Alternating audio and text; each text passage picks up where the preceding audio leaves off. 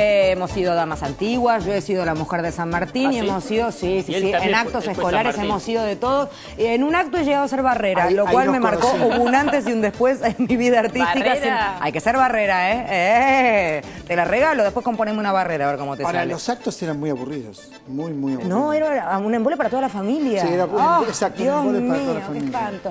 Vamos a algo que no es un embole para nadie y que sí tiene nivel y que sí da placer presentarlo cada año cuando se presenta este ciclo. Estoy hablando de Teatro por la Identidad. Ayer se realizó la presentación, se va a dar en el Cervantes. Estuvimos allí charlando con un montón de gente y después Osvaldo completa todo.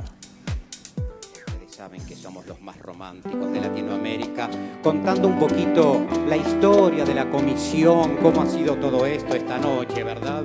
Quiero contarles. Cuando me encontré con todos los compañeros de la primera comisión del 2000, de Teatro por la Identidad del 2000, que nunca nos imaginamos que iba a ser 2012 y íbamos a estar con mucha más fuerza que en el arranque. Una enorme emoción, año tras año.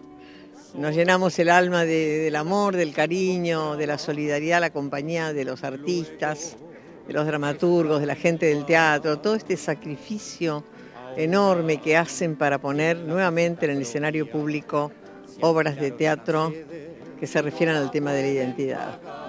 Y hoy Teatro por la Identidad no es solamente este ciclo, es Teatro por la Identidad en Londres, es Teatro por la Identidad en París, en Roma, en Barcelona, en Madrid, en muchas provincias argentinas, y esto nos alienta a instalar de alguna manera esta duda de si no están todos ya los jóvenes, los de acá, recuperados, y hay muchos en otras latitudes. Con esta noblísima causa, ya apareció un nieto más este año, cuando parece que es imposible, ¿no? Porque ya han pasado 12 años. Y realmente, bueno, yo no formo parte de la comisión, solamente cuando me necesitan, ahí estoy. Y este año lo vamos a conducir con el Chino de los Amados y Todos los Amados. Estas mujeres maravillosas, que bien desde hace años deberían ya tener el premio Nobel, porque creo que son únicas. Es un movimiento único. Yo sé que debe ser durísimo, pero si estás ahí pensando si te animás o no, sería bueno que conozcas a tu abuela. La sensación de estar asistiendo a uno más de una serie de eventos de una larga historia de esta institución que hoy ya es parte importantísima del movimiento cultural argentino y yo diría del movimiento por los derechos humanos en la Argentina. Luego de 12 años de esta propuesta, ¿cuál es el resumen que haces? Bueno, justamente que es una forma más, una inventiva más, creativa por excelencia, de ayudarnos. El teatro convoca a mucha gente de todas las edades, pero sobre todo siempre se apuntó en estos 12 años a los que tenían la edad de nuestros nietos. Hoy ya tienen 30 y tantos años, les gusta el teatro, van a venir también en este periodo, y si tienen alguna duda, los va a ayudar a resolverla. Y yo creo que Teatro por la Identidad ha permitido encontrar nietos, porque la afluencia en nuestra casa de aquellos que tienen dudas es mucho mayor cada vez que Teatro por la Identidad hace sus obras. Muchas gracias a todos. Teatro por la Identidad. Bueno, a ver, ¿desde cuándo y hasta cuándo? ¿Dónde? Sí, yo cuando habla Estela Carlotto siento que uno no tiene más nada que decir. Es la mujer que más admiro de este país, y si ella está en Teatro por la Identidad es porque Teatro por la Identidad siempre es una fiesta. Porque el teatro no sirve únicamente como espectáculo para vender localidades. Quienes amamos el teatro desde toda la vida hemos visto teatro en los lugares más increíbles e insólitos del planeta y sabemos que hay un teatro antropológico, sabemos que el teatro sirve para cosas que van mucho más allá de un espectáculo, que incluso van más allá de lo estético. Y Teatro por la Identidad es eso. De hecho, el lema, nosotros queremos ayudarte a ser o no ser, esa es la cuestión, me parece que es el lema guía.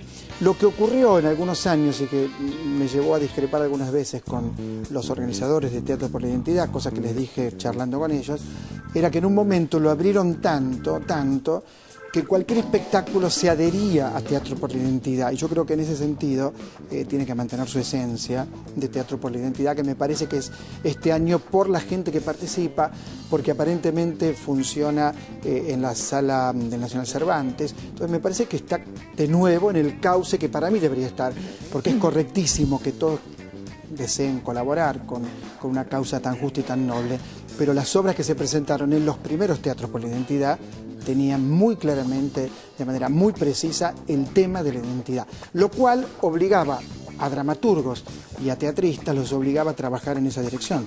No es lo mismo trabajar en un tema libre que decir, bueno, voy a trabajar en esta dirección, voy a pensar una obra que tenga que ver con la identidad. Me parece que está retomando este camino, así que bienvenido sea Teatro por la Identidad. Sí, permitime agregarte además que quienes se sentaban en la platea eran obligados también a preguntarse y a plantearse cosas que a lo mejor en otro ámbito no se las hubieran planteado ni preguntado y que tienen que ver justamente con los orígenes y con la identidad. El disparar esa duda, el preguntarte a lo mejor si es que tenés dudas, cuáles son tus orígenes, era también el plus que tenía y que tiene este ciclo. En el Cervantes, como bien dijo Osvaldo, desde el lunes 16 hasta el 26 de agosto, con funciones de jueves a domingos en el Cervantes, ubicado en Córdoba y Libertad, y después los lunes se va a estar dando también este ciclo. Así que, bueno, las entradas se entregan a partir de las 10 de la mañana y podés ir garantía de buenos actores con buenos espectáculos, buen planteo, ¿verdad? Y en un ámbito divino como es el Cervantes, además.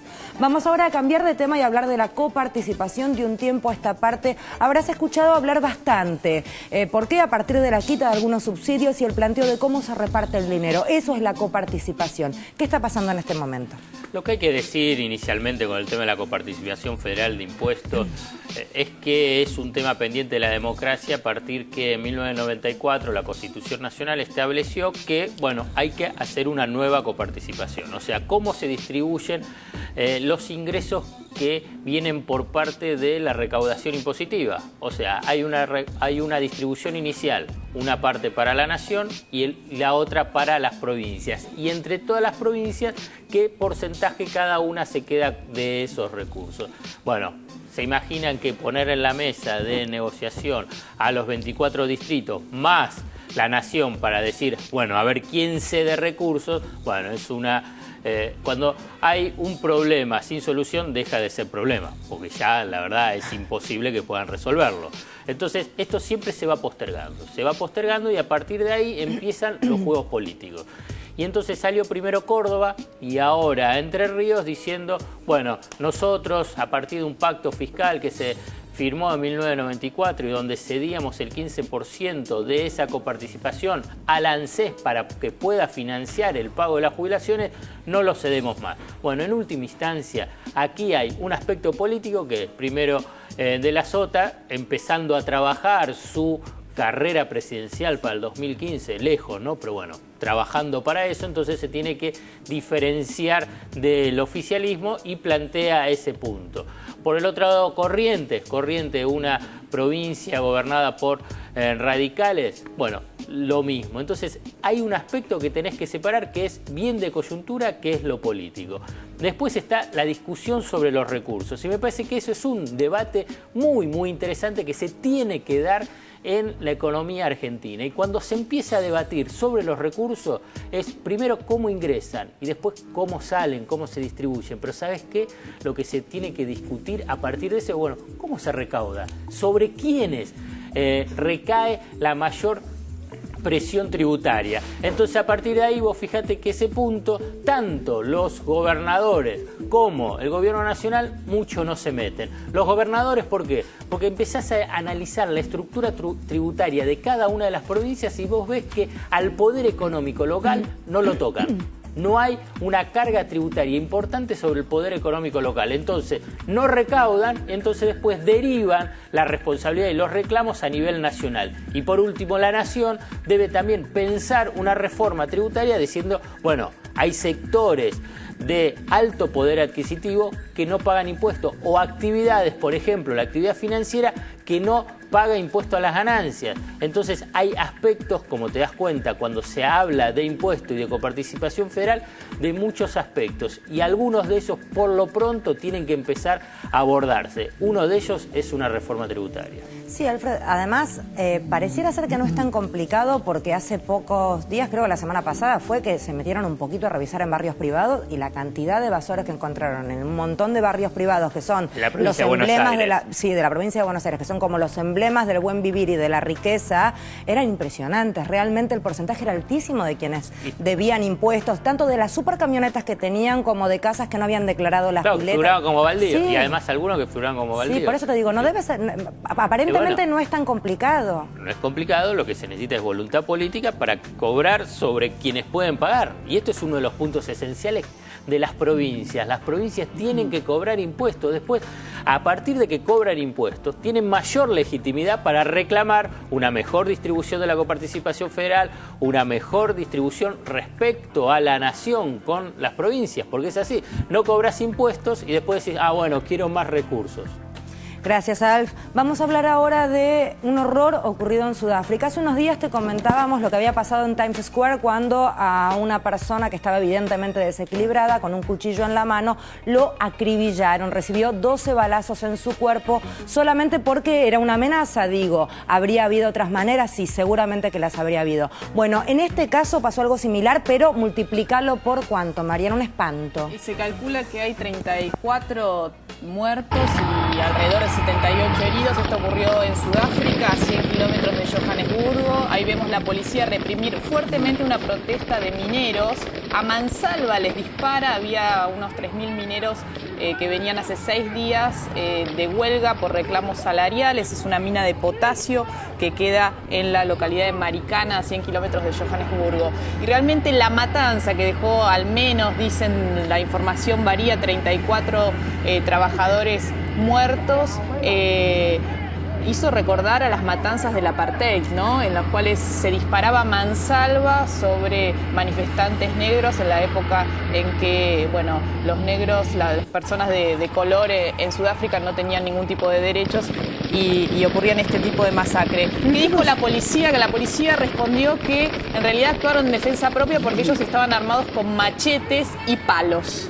Bueno, machetes y palos. Y frente a eso, esta reacción disparando, bueno, realmente son imágenes espeluznantes. Es increíble poder ver esto. Y lo filmó unas cámaras de Reuters, ¿no? De la agencia Reuters de noticias, porque si no, no hubiésemos tenido registro y seguramente esto hubiese pasado inadvertido. Destaquemos la desigualdad del enfrentamiento. Reiteramos, de un lado, machetes y palos protestando por alguna cuestión que no viene al caso, digamos, y por el otro lado, el nivel de armamento que ostentaba la policía y la distancia que separaba a unos y a otros era solamente de 15 metros. Impresionante. Sí, terrible, realmente es terrible. Sí, espeluznante. Cuesta pensar, creer que esto fue ayer. Esto fue ayer, por supuesto, muchas repercusiones en la prensa en Sudáfrica y en el mundo también por semejantes imágenes del horror, del salvajismo, ¿no? De las fuerzas de seguridad que ocurren aquí y en otros lugares también, ¿no? Lamentablemente. Vamos ahora a ver lo que podría ser una postal de una vacación paradisíaca, pero que se ve interrumpida en algún momento. Martincho, ¿qué pasa? Kaliningrado es una ciudad a orilla del mar Báltico que tiene playas a las cuales pueden ir todos los ciudadanos. Tiene un solo problema. Hay una playa que se usa para ejercicios militares. Les pasó esto a los que estaban allí descansando, por lo menos tomando sol. Aparecieron... Qué lindo. Y así como aparecieron, se fueron los tanques. Escúchame, ¿qué pasa si hay un nene que se le escapa la pelota y anda cruzando por ahí? Bueno, aparece debajo de la rueda del... Lo pisa, lo aplasta. Pero ¿y por qué fueron, Martín? Porque ese lugar es una playa que está dedicada a ejercicios militares y la gente, los civiles que fueron a ese lugar, no advirtieron los carteles y por detrás le pasaron los tanques. Pero había bastante gente. Sí, claramente. Bueno, hay que tener en cuenta que ese lugar, toda esa zona, es un lugar que durante mucho tiempo, digamos, en la parte este de lo que sería ya Rusia, es un país euroasiático, ¿no? Porque tiene las patas puestas en los dos continentes, por decirlo así. Toda la zona de Lituania, la frontera con Polonia y el mar Báltico, el enclave de Kaliningrado, es un lugar que durante mucho tiempo Moscú y Washington lo usaron como un botín de guerra geopolítico. Por lo tanto, no es de extrañar que haya maniobras militares. Ahí no te puedes ir a dormir la siesta al Médano. Claro, lo curioso es que, por un lado, los bañistas no hicieron caso a los carteles, pero los señores, los Iba tanques... rápido, anda más despacio. Por el amor de Cristo. Nos vamos al corte con ¿qué? ¿Qué me vas a contar? No, es un chivito, Sí, dale. chivito chiquito. Mañana en Adrogué, en la Casa de la Cultura, todos los años hacemos las jornadas de Borges, el año pasado fue con Piglia. Mañana comenzamos con Federico Janmer, Marcelo Birmacher y Martín Coban, entrada libre y gratuita, por supuesto, pero tengo un problema, no sé si es a las 4 o a 6 de la tarde, no me lo anoté, tengo que llamar, preguntar. Pero que la gente pase tipo hay 3:30 y de última tomás unos mates ahí, que se yo. Hay carteles por todos lados, me contaron que había carteles. ¿Hay póster tuyos? No, yo no existo, existen los invitados. ¿No me invitaste? ¿Vos estás vestido o desnudo en la charla? No, vestido. Bien. Bueno, capaz que